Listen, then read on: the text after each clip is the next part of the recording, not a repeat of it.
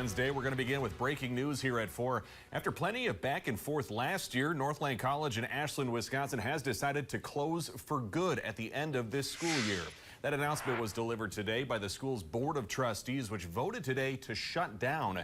They've been citing declining enrollment and soaring operational costs there. This may sound familiar because Northland College made a similar announcement last year, saying they needed to raise millions of dollars in just a month to keep operating. Northland College missed that deadline and were going to shut down, but then the board voted to restructure. They cut costs, courses, and personnel, going from 40 majors and minors to just 8 for this year. We have a crew who is heading to Ashland, Wisconsin tonight. They'll have reaction to today's announcement coming up tonight with our team at 10 o'clock. On this side of